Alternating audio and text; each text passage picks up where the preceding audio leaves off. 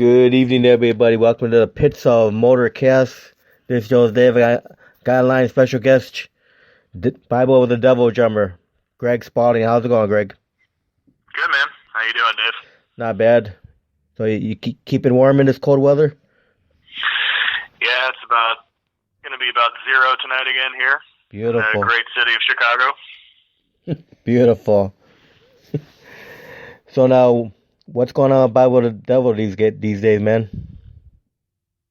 Well, we just did the new record last year, Feel It. It was our first record that we released on about 7 years. And we did their 20th anniversary tour last year. So currently just doing a few shows over the next few months and continue writing and, band life. Try to keep the horse moving. Now, Feel It came out in March of 2019? Yeah, 2019, it's a self-released album.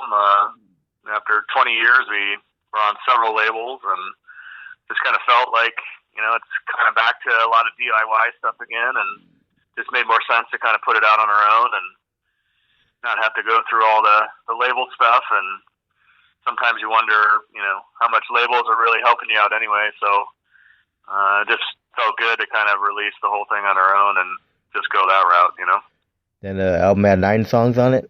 Yep, 9 songs, and took about, probably a couple solid years of writing and just getting everything how we wanted to it. And, it's the easy part is kind of the recording and all that done. The hard part is all the auxiliary stuff, getting the album art done and credits, and it always seemed to take longer than you think. I mean, this is our 8th official release, so each one gets a little more laborious, but the music's always fun, and that part is, never going to change as far as having a good time with that and making it always fun for people that we like to play to. But there's always stuff that takes longer than you think sometimes.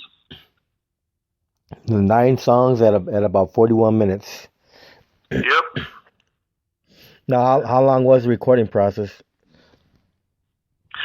Well, really, since times of the essence these days, it's like we don't have the luxury of, taking several days or weeks to do something. So really the basic tracking was done in essentially like 3 weekends over the course of 6 months.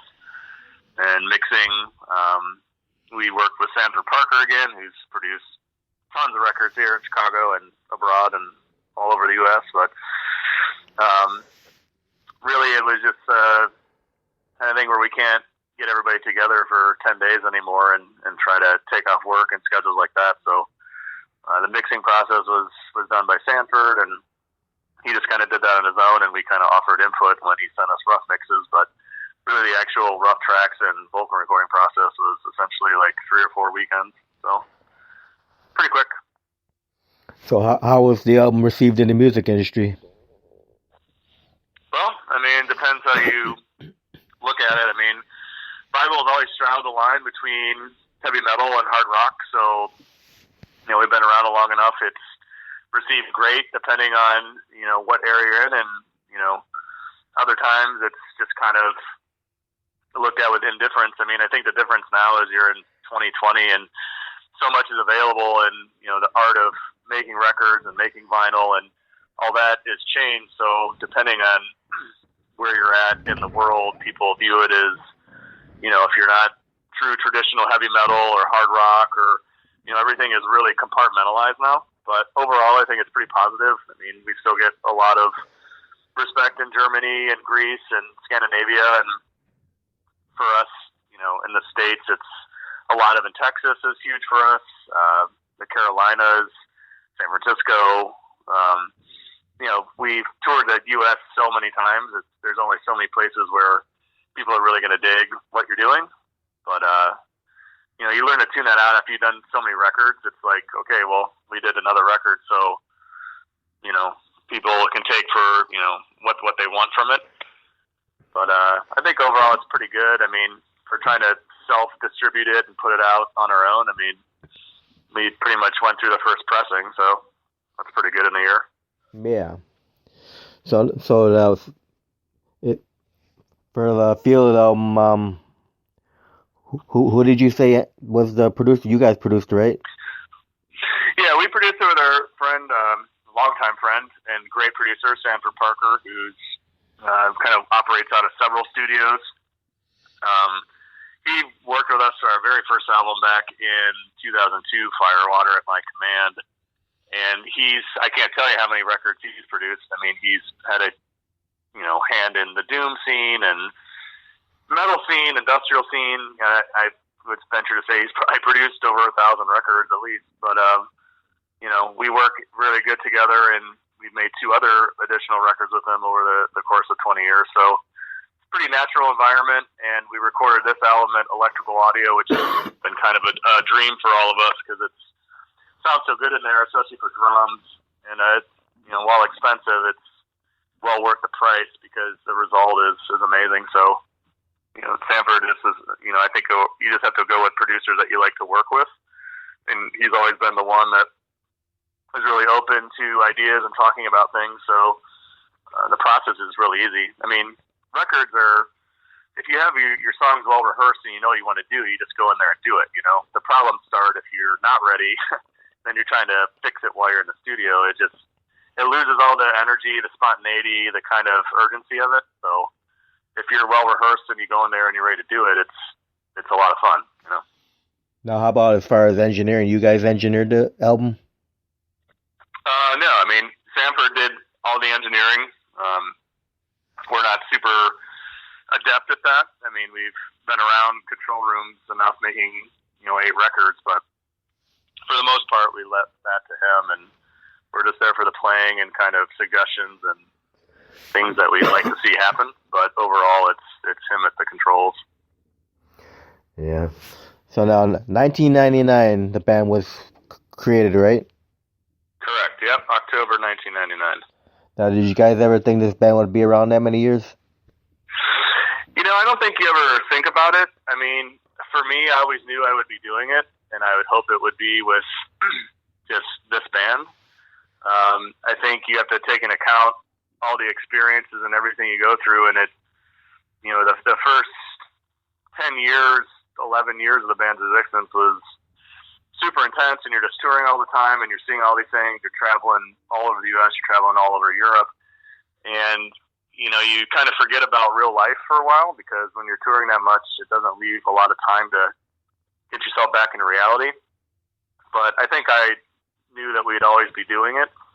Did I know that it was going to go this long? No, but I'm glad that it is. I mean, when you have the opportunity to play with, 3 other guys that always want to make the best songs that they can and are always interested in new ideas, it keeps it going, I will say this about Battle of the Devil. I mean, the music catalog is very rich.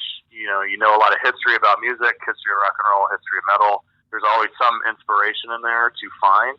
You just have to keep going at it, and it's kind of cliche, but you just don't stop. You don't give up, and good things happen if you keep pursuing things. So, but yeah, I couldn't have told you in my 20s that I'd still be playing rock and roll in my 40s with the intense kind of amount of touring we've done is insane. But you learn to deal with it, and it's worked out pretty well.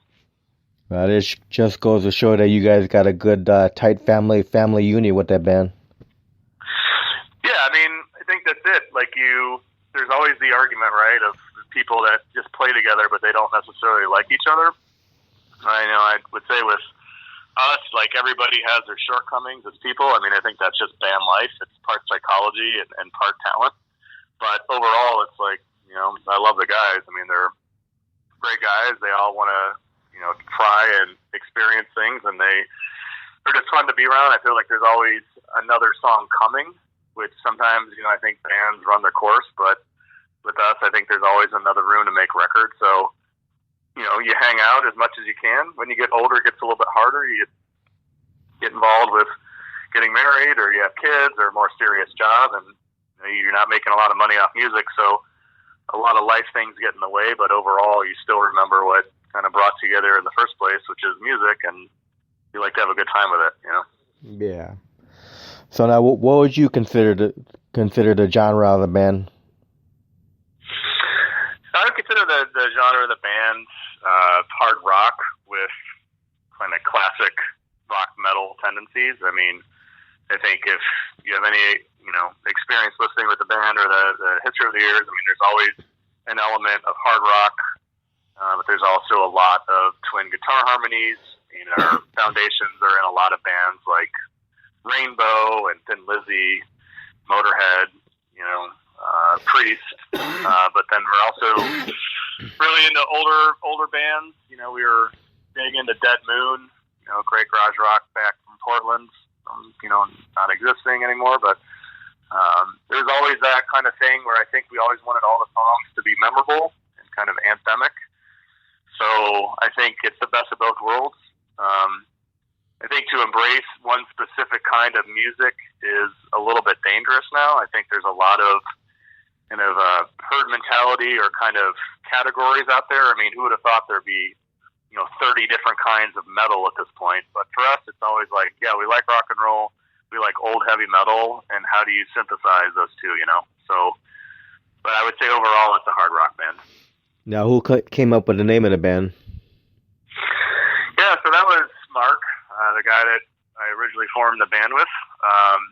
That was basically a euphemism for rock and roll, and the history of it is quite simple, though it was hard for a while for people to grab onto it. But basically, the Senator Strom Thurmond of South Carolina said rock and roll is the Bible of the devil when he saw Elvis Presley play.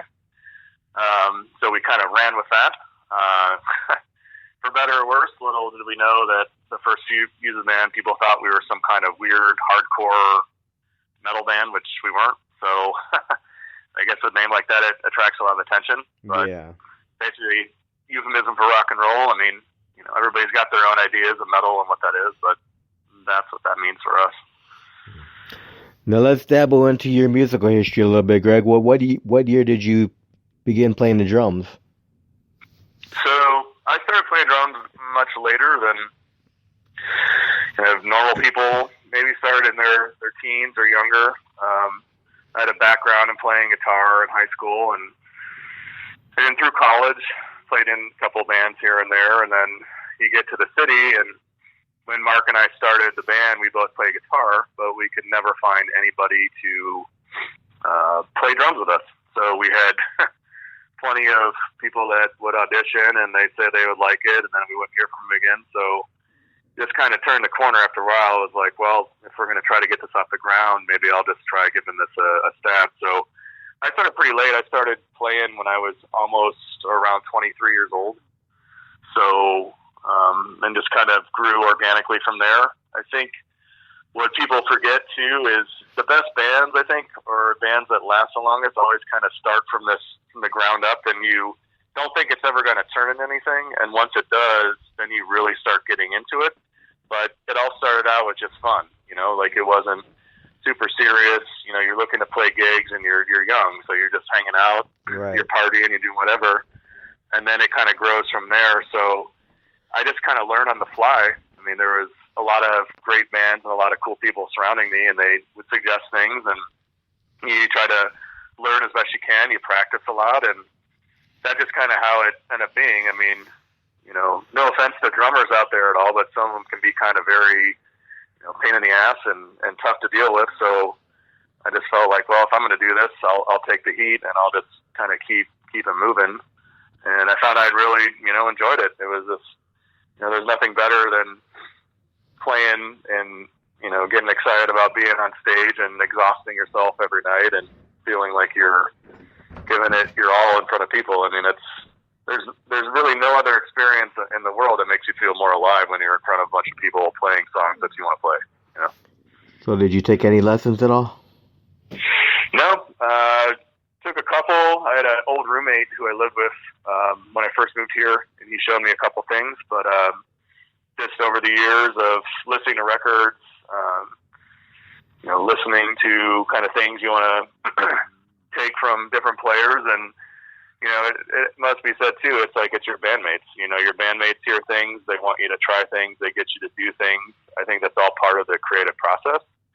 So yeah, well, I don't really have any formal training. Like I just think that most of rock music in general is about attitude, and if you want to do it, you're going to find a way to play the parts that you want to play.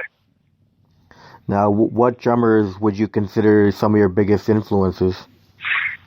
For me, I mean, I'm a pretty straight four on the floor drummer, but Phil Rudd, AC/DC, great.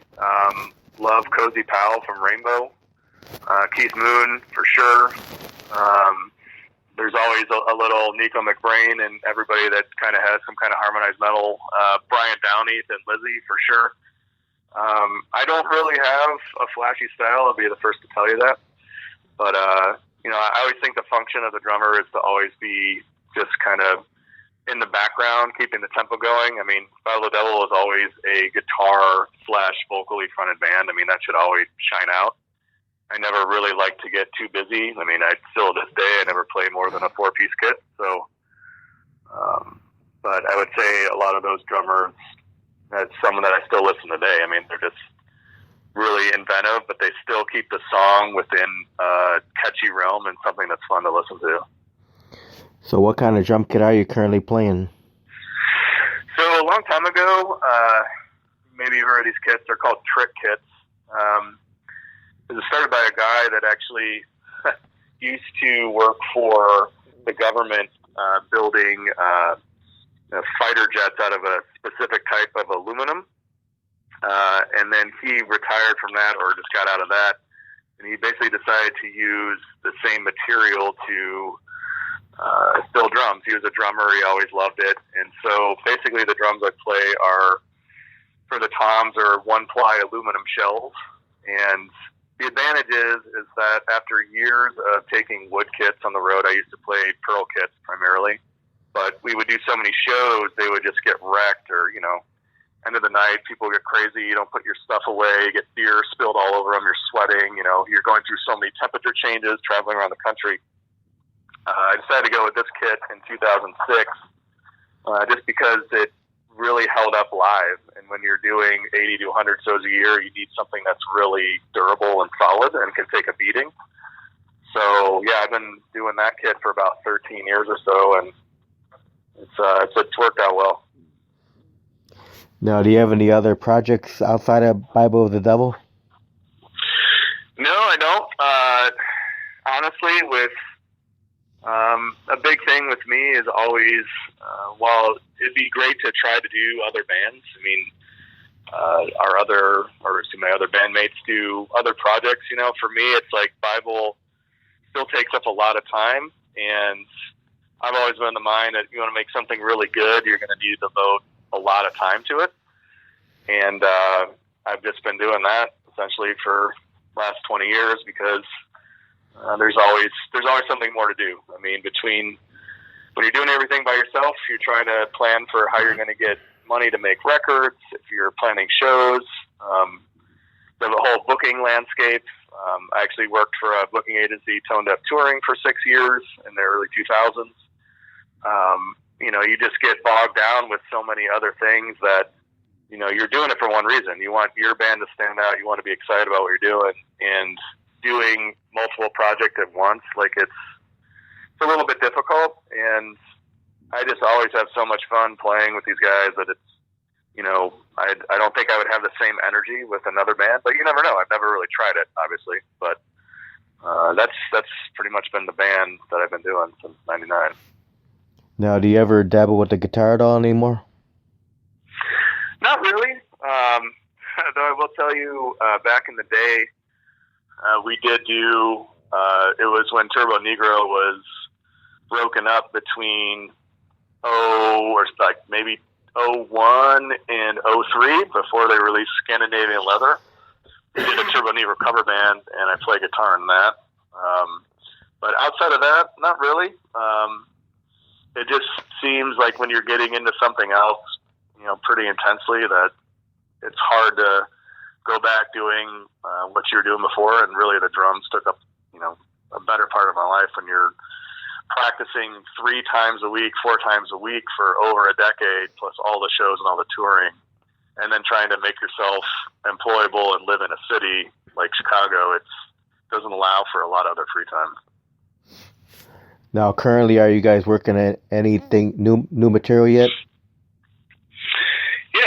Good question. I mean, we've got a couple things going, like always. I think getting through this last year was pretty intense. I mean, getting the record out and getting it out before we could do the 20th anniversary tour.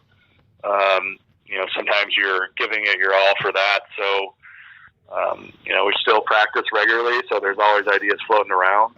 But, hopefully we're going to put out another record before 7 years like the last one, and I think we'll be able to put something out sooner than that. But, you just kind of let it take its course too. You realize that you're human, and, while you want to keep doing a lot of stuff and keep pushing it, it's just sometimes life doesn't allow for that. And, after 20 years, you just kind of have to make sure that you're using whatever time you have together wisely, but it'll happen. We'll get something going.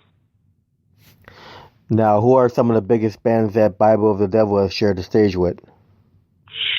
Yeah, so there's been many over the years. I'd say we played with, we'll go way back here. So 2005, we had an awesome show at High and Fire here at Double Door in Chicago. That was on the Bless Black Wings tour. Other things, one of the most memorable ones was the reunited Caius in 2009, I think. Actually, no, let me get that right. 2011. That was in December. That was with no Josh Homme, but it was John Garcia and Oliveri. So that was at the Vic Theater in Chicago. It was a lot of people. Trouble in various carnations, good and bad. That was a lot of fun. Dead Moon was always great to play with. Anything else? Maybe not big bands, but bands that are important to us. Slough-Egg, Hammers of Misfortune. The early bands, Fade is we played with the Thrones in Iowa City. I just talked about that one. What else? I feel like there's something else out there. Really the list of shows is quite long at this point, but those are some of the big ones. What'd you say?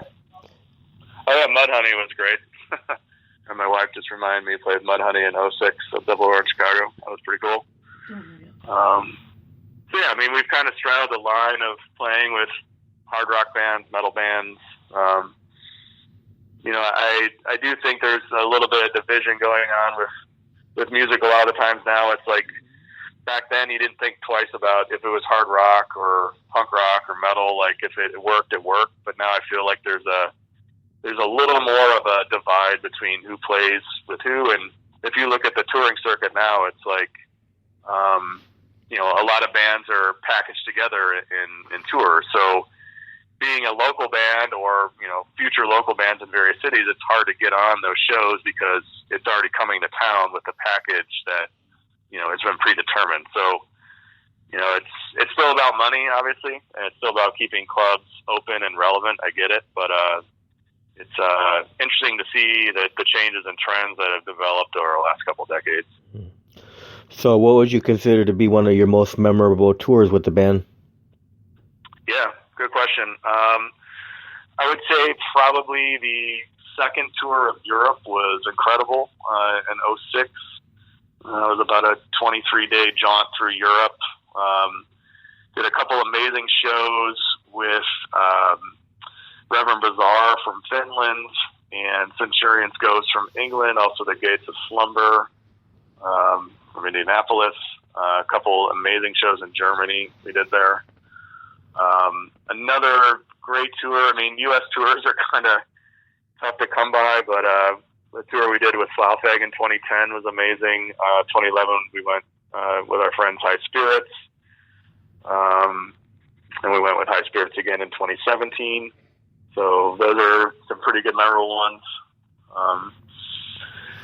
A lot of our early tours were such a struggle because if you're not known and you're just trying to get going, you're just kind of playing wherever and just kind of figuring out the touring landscape. So it really was about 2006 when we finally kind of locked in and we're getting better offers and better shows that the tours became a little bit more exciting and memorable. So what would you consider be your fondest memory of the band? Wow, that's a tough question. I think there's way too many to count. I mean, I think it's a good thing that we're all still together and we're still making memories. So it'd be tough to answer that question. I think one of my finest moments or memories was the 2006 Euro tour when we were standing at a club in Valencia, Spain, right on the sea, and the promoter, real young guy, maybe 20 years old, and took us out to dinner, having a good time. And he's like, "Okay, the show's going to start later." And we're like, "All right." We didn't know that the show was going to start at 2 in the morning, essentially. And there was nobody there at 1:45. And so I'm looking at him like, "Yeah, should we just go on? I mean, I don't think anybody's going to come." He's like, "Just wait." And literally, like, within the next 15 minutes, we had a couple hundred people in the club. It was amazing. And nobody really went to bed that night because, we played everything we knew for like an hour and a half at that time. And then just kind of hung out with the locals. And then I ended up going back to this weird town outside of the club, outside of Valencia. And it was like a amusement park with a bunch of water slides. So safe to say that nobody really went to bed that night, and we had a 9-hour drive to Lyon, Spain the next day. So it was super weird. But definitely shows you the power of like a lot of the Europe shows too. When they're really looking to do something for an event, people show up. It's a little bit different sometimes when you're in the States where there's shows every night of the week, and sometimes you don't know how the turnout's going to be. But sometimes in Europe, these promoters invest a lot of money in the shows, and they're expecting people to turn out. So it's nice to see when that happens. Now, Greg, after doing this for 20 years or so, and being on record labels and all that good stuff, what would you consider to be the pros and cons in the music industry? Yeah, I mean, I think you can take that any number of ways. I mean, the pros are if you're doing it yourself, and you take everything on yourself and you do it together as a band, then at the end of the day, if things don't work out, you only have yourself to blame. I think the cons is that, if you invest in people and you're looking to help them out, you really have to vet that process, because sometimes it turns out to be very flaky or people don't have the best of intentions. So I think above all, when you're doing yourself, there's a lot of pros to it, even though it can get expensive, and not a lot of cons. But I think, where a lot of bands make mistakes is they're always looking for labels or people to help them out without figuring out what that really means first. I can say this because we go way back to putting out records when labels were still more of a viable thing and they would give you money to make records. It's like, at the end of the day, if you're not making the money back for them, like, you're paying for that, So when you take on all the debt yourself, yeah, it's debt, but you don't really have to answer to anybody yourself. So I highly endorse that. I've always been a DIY guy, and there's a lot of good opportunities that can still come out of it. But I think a big mistake a lot of bands make is that they're always looking to pass the blame on somebody if something doesn't work out, or, this manager didn't help me, or this label didn't help me. It's like, you really have to take it upon your shoulders to do it. So, the cons are, in a larger level, is just, I think it has a lot to do with the touring landscape and the shows. I think it's harder to get people to come out to shows. It's harder to keep people interested. It's harder to people get to come out and pay a cover. Definite con is that people aren't buying music like they used to. They still buy vinyl and in some areas of country CDs, but you're not making money off that stuff. You hope you're making money off tours, or if you have some kind of publishing deals, you can get some money out of that. But in a world now where everybody wants something for free, it makes it very difficult for bands that are like us, are pretty niche to begin with. It makes it hard to even try to recoup costs on things. So I think that's the downside. I'm all for people accessing our music in any way possible, whether they get it through Spotify, Bandcamp, whatever, buy the vinyl, buy CD, whatever. But at the end of the day, you're still making a lot less money than you would be 15 years ago. And not saying we were making a bunch of money back then, but it was a lot easier to see the kind of financial results than it is now. So how important is social media to your band? I think it has its place, but again, it's only relevant for us for really posting factual and what's really going on. I mean, obviously, if we're doing a tour, it's kind of interesting to post things about how it's going, or repost things in preparation for the show that night in a different city. Facebook. I'm not a big Facebook guy anymore. I think Instagram is kind of helpful too. I mean, really, all that stuff should just be used in addition to what you're already doing. I mean, if you're touring a lot and you're getting out in front of the public, I mean, social media kind of helps that out. But if you're relying on that to make your band more successful, it really doesn't work. And I think it's important, but like every little thing with a band, those things kind of all work together to make the band more successful. But I'm not on there every day promoting Bible the Devil, because sometimes you just don't have that many things to say. If you got something big coming up, you want people to know about it. But otherwise it just gets into like this. It's almost like a blog, or it's like some kind of drama being invented. It doesn't work. Now, do you have a funny or embarrassing moment that's happened to you on stage that you can share? Embarrassing moments. I mean, there's been plenty of them, but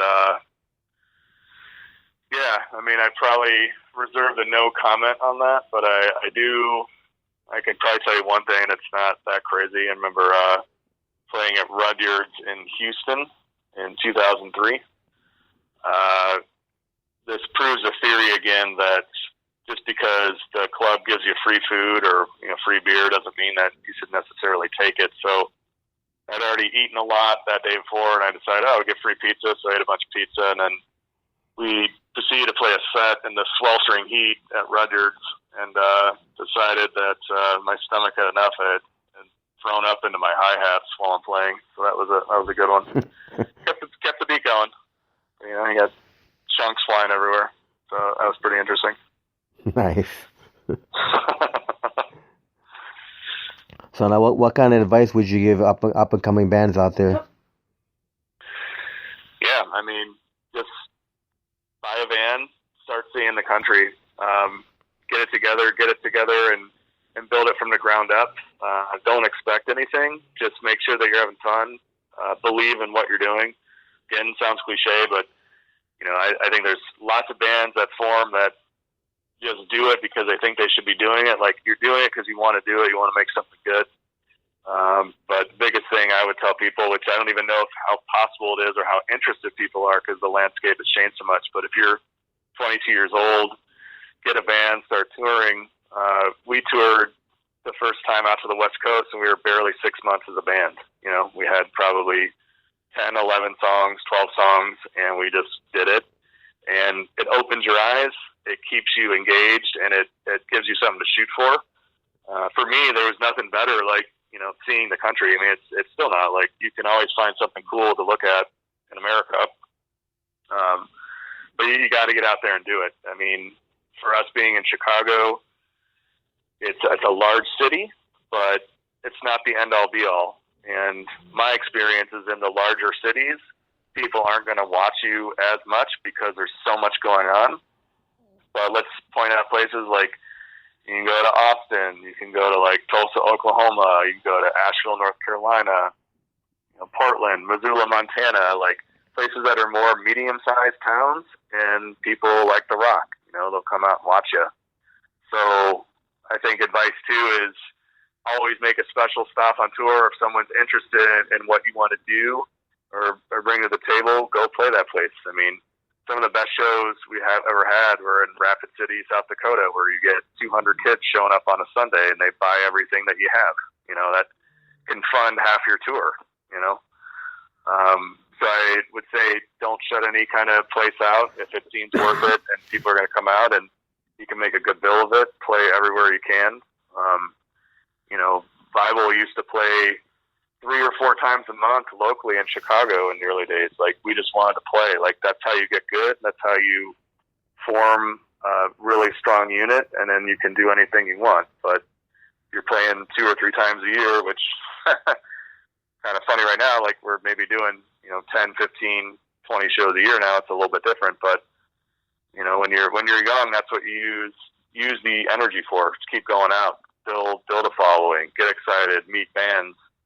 I think social media has really put a damper on a lot of that because people look to experiencing things virtually or through the internet, but nothing beats putting all your gear in a van, going to a different town, and playing in front of people. I mean, that doesn't replicate the experience, And most people are still, sonically cerebral. They want to see what you're doing in front of them. They can listen to it online, but how many times have you watched a band where you're like, yeah, this record's okay, and then you watched it live, you're like, wow, this is awesome, Yeah. So that would be my big advice for people wanting to get going.